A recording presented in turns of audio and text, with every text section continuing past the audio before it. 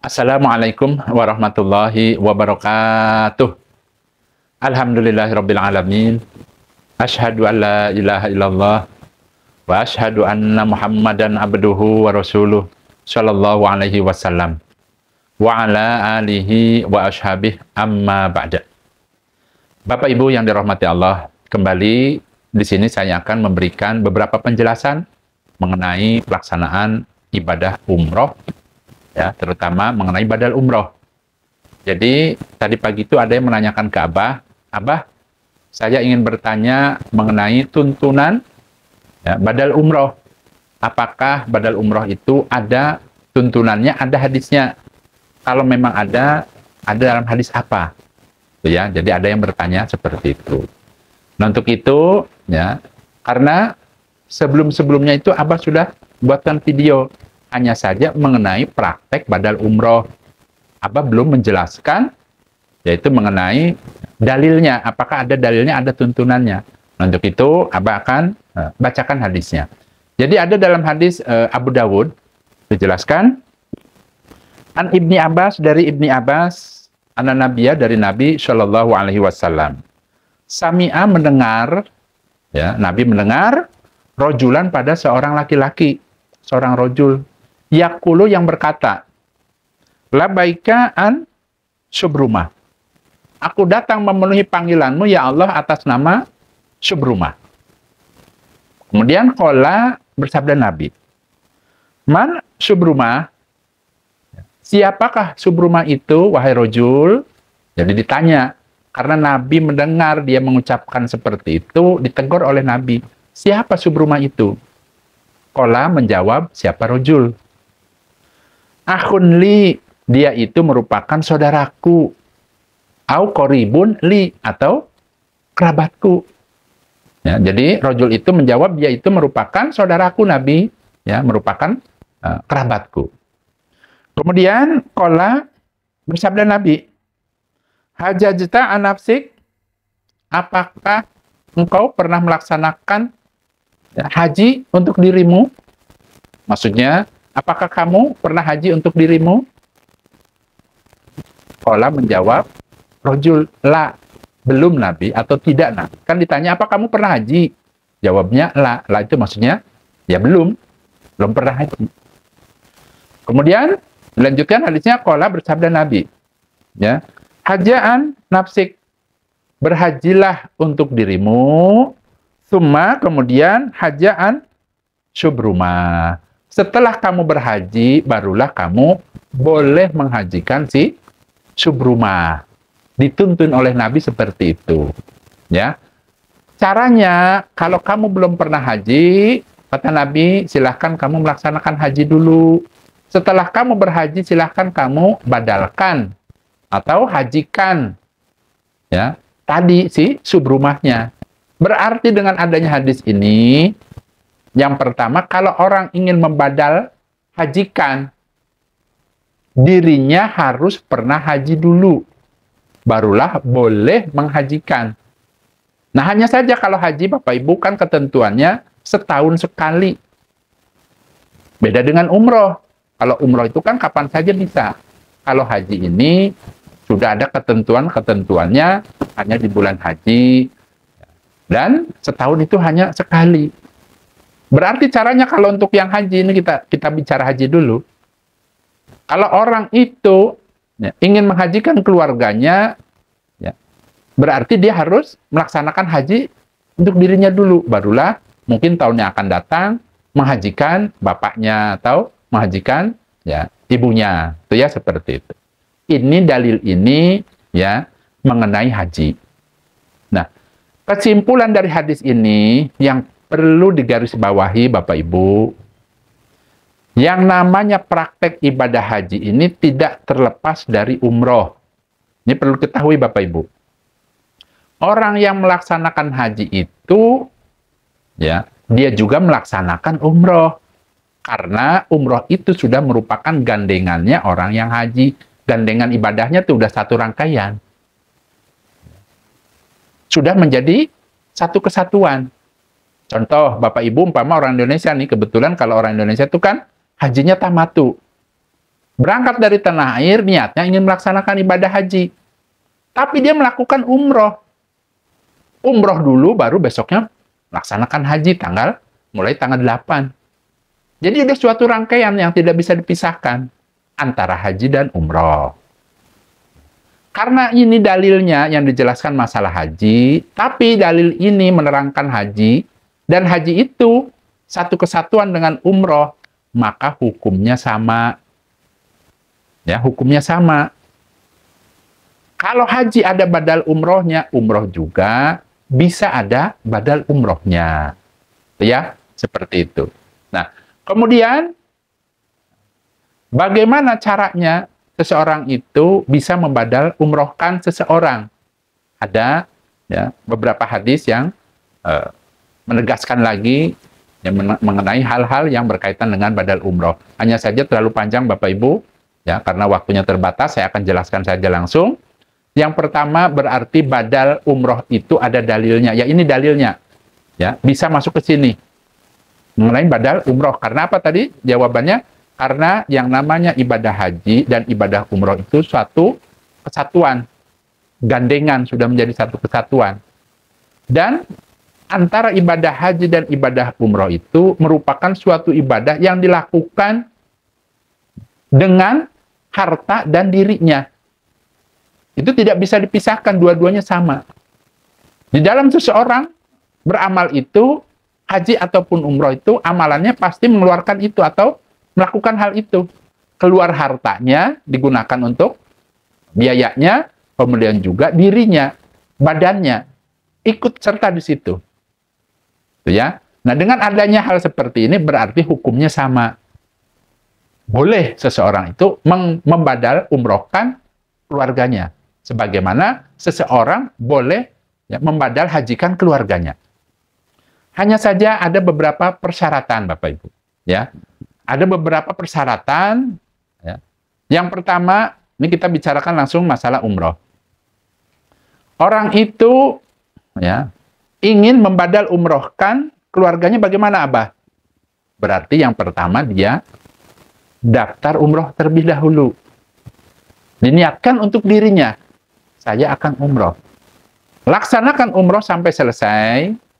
Kemudian karena sudah umroh dan tidak langsung pulang, kan biasanya kalau orang umroh itu berhari-hari, ada yang 9 hari, ada yang 12 hari.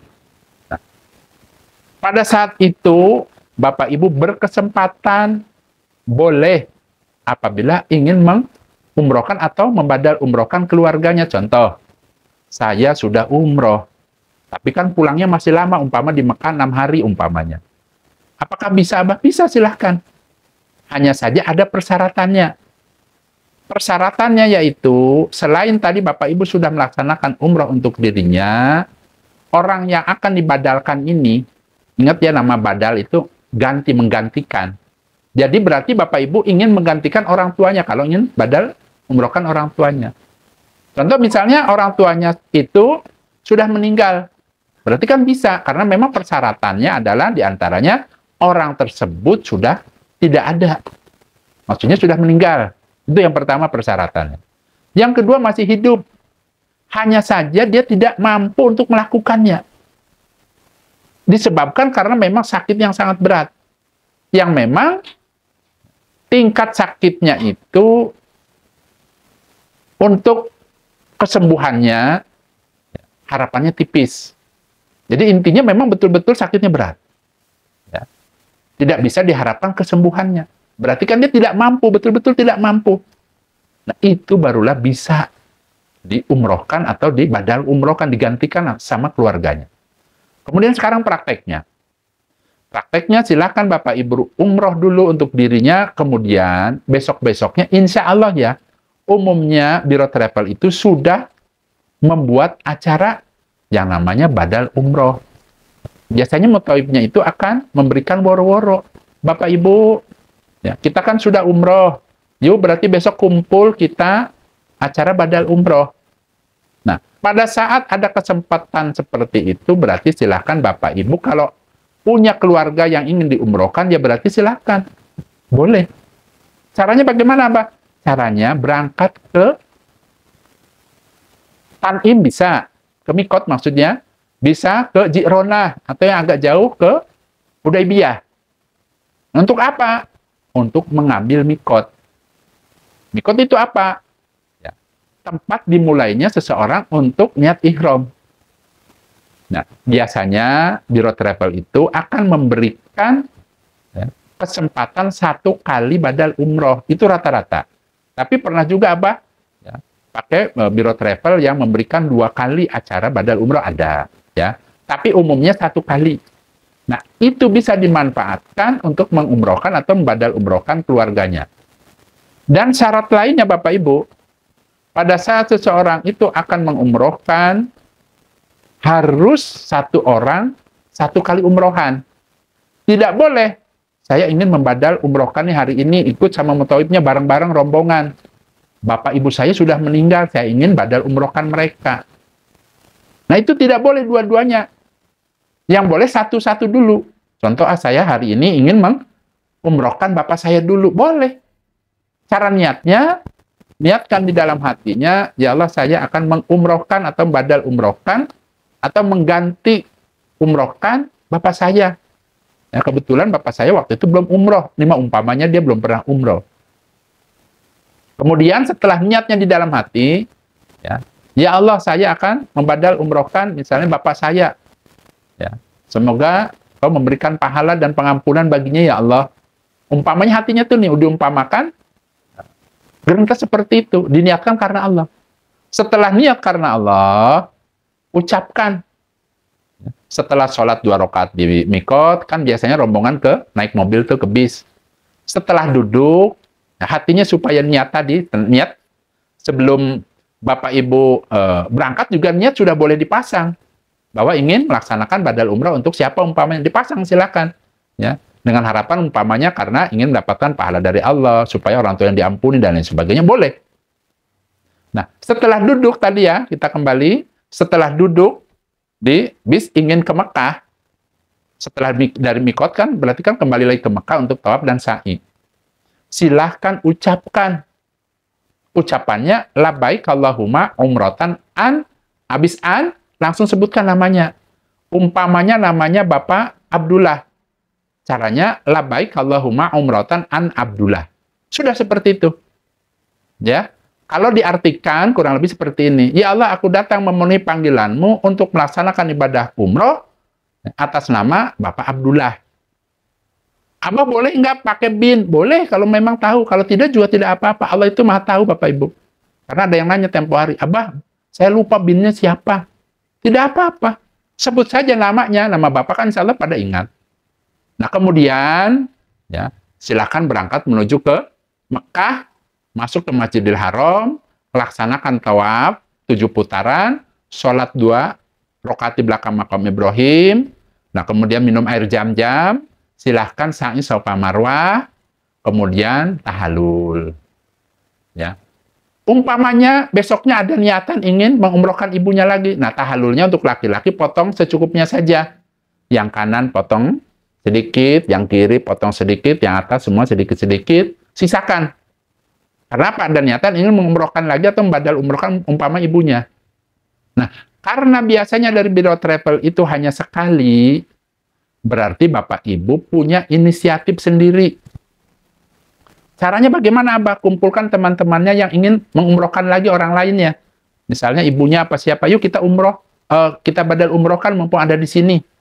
Belum tentu kita bisa ke sini lagi, umpamanya. Umpama ada beberapa orang, kemudian panggil tuh mutawifnya, Pak, ya Pak Ustadz, mohon bimbingannya. Memang ini ya di luar jadwal, tapi saya minta bimbingannya, ingin dituntun menuju kemana, ke Mikot sampai selesai.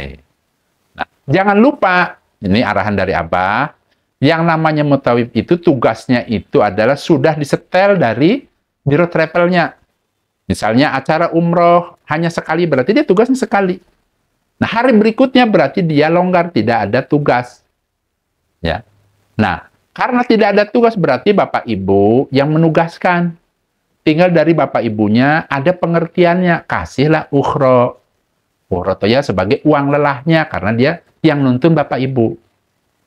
Bahkan biasanya mutawifnya karena minta dibimbing, pergi ke mikot, ya, ikut juga rombongan Bapak Ibu nuntun. Sekalian dia biasanya ngomong, ada nggak barangkali keluarganya yang mau saya badal umrohkan? Boleh ngomong ke mutawifnya. Ya. Oh iya Pak, Bapak kan ke sono kan masa nganter doang? Ya sekalian dia badal umrohkan, diwakilkan ke mutawifnya, itu seperti itu boleh. Hanya saja biasanya ada tarifnya. Ya, silahkan tanyakan ke mutawifnya. Ya, Pak, tolong Pak, Bapak kan mau sekalian ngantar kami ini, ya sekalian aja saya bisa nggak? Saya punya kakek saya, ya umpamanya mau di badal umrohkan, ya Bapak aja yang ini ya, yang badal umrohkan namanya ini. Tapi tanya berapa biayanya, itu ya, seperti itu. Jadi intinya ya Bapak Ibu, karena hari itu merupakan freelance, ya, maksudnya dia tidak ada tugasan, boleh ya, tenaganya ya untuk dipakai, tapi dengan catatan saya kasih masukan, ya dia kan orang kerja, ya silahkan, ya bagaimanalah baiknya ada uang lelahnya lah, seperti itu ya. Nah, saya rasa itu saja Bapak Ibu, informasi sedikit ini, mudah-mudahan Allah memberikan kemanfaatan dan kebarokahan. Ya, alhamdulillah, jazakumullahu khairan. Mudah-mudahan ya, Bapak Ibu yang akan melaksanakan ibadah umroh tahun ini, Allah memberikan sehat, Allah memberikan kekuatan, kemudahan, pertolongan. Mudah-mudahan bisa sukses ibadah umrohnya, bisa sukses ibadah-ibadah yang lainnya, dan mudah-mudahan bisa mendapatkan ya pahala umroh yang mabrur, bisa kembali ke tanah air, berkumpul dengan keluarga, penuh kebahagiaan, kebarokahan. Ya, alhamdulillah, jazakumullahu khairan. Abah pamit Bapak Ibu. Wassalamualaikum warahmatullahi wabarakatuh.